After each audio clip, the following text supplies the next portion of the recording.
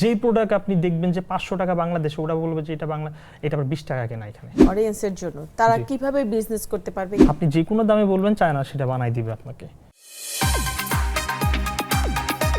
চায়নার একটা ব্লগ দেখেছি আপনার, সেখানে আপনি বিজনেস মার্কেট প্লেসগুলো দেখাচ্ছিলেন যে থেকে প্রোডাক্ট কালেক্ট করে কিভাবে আপনারা সেটা স্টোর করতে পারবেন, বিজনেস করতে পারবেন দেশে। এই ব্যাপারগুলো একটু বলেন আমাদের।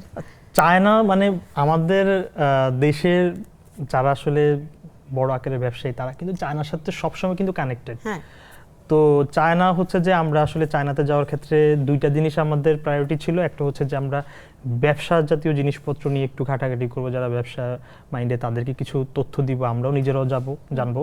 পাশাপাশি সম্পূর্ণ চায়না ঘুরবো। সম্পূর্ণ চায়না কিন্তু ঘুরে সহজ কথা না, তারপরও চায়না ছোট ছোট জায়গাগুলো মানে ছোট ছোট করে টাচ করে যাব, যে এই জায়গা থেকে যেমন সাংগ্রিলা এক প্রান্তে, লিজিয়াং একদিকে, কুনমিং একদিকে, সেক্ষেত্রে আবার জানজিয়াজি একদিকে, আবার সাংহাই একদিকে, বেইজিং একদিকে।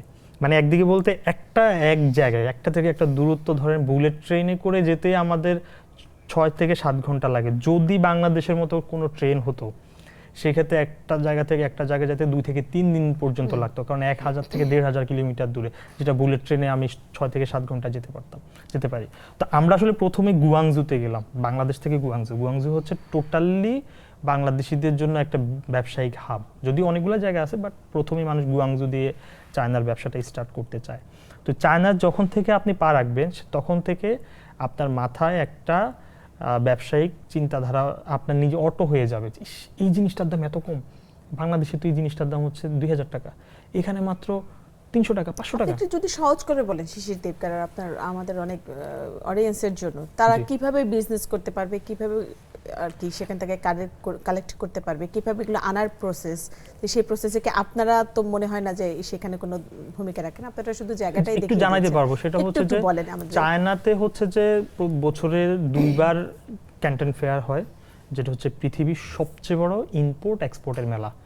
সারা পৃথিবী থেকে মানুষ আসে চায়নাতে, কারণ চায়না থেকে খুবই কম টাকায় প্রোডাক্ট সোর্সিং করা যায়। এটার জন্য সারা পৃথিবী থেকে চায়নাতে মানুষ আসে।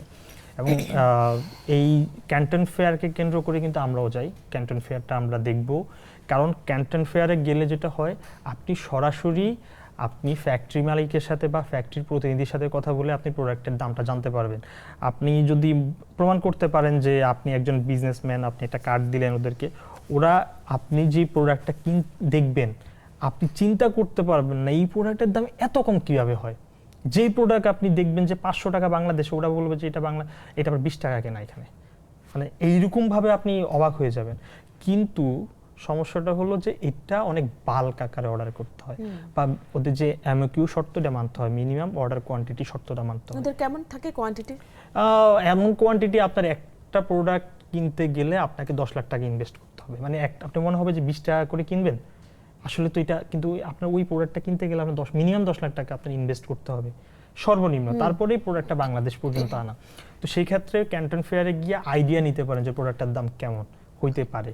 এবার আপনি ক্যান্টন ফেয়ারে যদি আপনি মনে হয় যে আপনার বাংলাদেশে এত বড় ব্যবসা নাই যে আপনি এখান থেকে এত টাকা দিয়ে বাংলাদেশে নিয়ে প্রোডাক্টটা যদি সেল করতে না পারেন, তাহলে তো পুরো টাকাটাই গেল। সেই ক্ষেত্রে ওই প্রোডাক্ট ওইখান থেকে আইডিয়া নিয়ে আপনি চায়নার গুয়াংজুতে বেশ কিছু মার্কেট, ইলেকট্রনিক মার্কেট পাওয়া যাবে, সব কিছু মার্কেটই, মেকআপ মার্কেট, এগুলো ঘোরাঘুরি করলে একটা আইডিয়া হবে যে আচ্ছা সাপ্লায়ার থেকে সরাসরি কিনলে এত, আবার মিডলম্যান থেকে কিনলে এত, তখন আপনি মানে তফাৎ করে কিনতে পারবেন। এবং বাংলাদেশও প্রোডাক্ট কিন্তু সরাসরি নিয়ে আসা যাবে, কারণ অনেক অনলাইন সাইট যারা হচ্ছে যে মানে বাইরের দেশ থেকে প্রোডাক্ট আনার কাজ করে, এবং ওইখানেও কিন্তু অনেক কুরিয়ার সার্ভিস, যেখানে আপনি বলবেন প্রোডাক্ট তারা ওইখান থেকে কালেক্ট করে বাংলাদেশে পাঠিয়ে দিবে। তো চায়না যদি আপনি গুয়াংজুতে ঘোরাঘুরি করেন, ইলেকট্রনিক মার্কেটগুলো দেখলে নিশ্চয়ই আপনি মনে হবে যে এত কিছু এখানে পাওয়া যাচ্ছে, খুবই কম দামে পাওয়া যাচ্ছে। যেমন আমি একটা মাইক্রোফোন কিনলাম যেটা বাংলাদেশে 13,000 টাকা, আমি এখান থেকে 9,000 টাকায় কিনলাম, ডিজিআর একটা মাইক্রোফোন, যেটা হচ্ছে যে আমি খুচরা বাজার থেকে কিনলাম। যদি পাইকারি কিনতাম, আমি একটা ফোনের কভার কিনলাম যেটা খুবই ইউনিক, যেটা বাংলাদেশে আমি ধারণা ছিল 2,500 টাকা, সেখান থেকে আমি 1,200 টাকা দিয়ে কিনলাম, তাও খুচরা মার্কেট থেকে। যদি আমি সরাসরি সাপ্লায়ার থেকে কিনতাম, এটা 500 বা 300 বা 500 টাকা হতো, আপনি 2,500 টাকা কিন্তু বাংলাদেশে বিক্রি করতে পারতেছেন।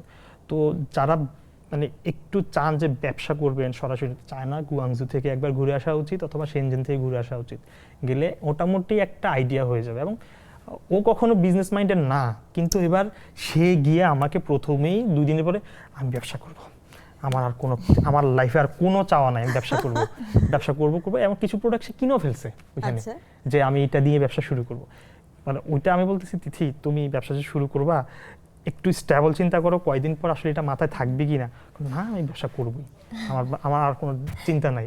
এইটা হয়ে যায় কিন্তু অটোমেটিক, আপনি গেলেও আপনারও হবে, কারণ এত প্রোডাক্ট পড়ে আছে, আপনি কোনটা থেকে বাংলাদেশে মনে হচ্ছে সব প্রোডাক্টে মানে কিন্তু অনেক বেশি ভ্যারিয়েশন, যেটা মানে কল্পনা করা যায় না। এত ভ্যারিয়েশন, মেকআপ কোড কিনতে গেলে মনে হবে যে এত ভ্যারিয়েশন মেকআপের, এত গ্রেড, আপনি যে কোনো দামে বলবেন চায় না সেটা বানাই দিবে আপনাকে।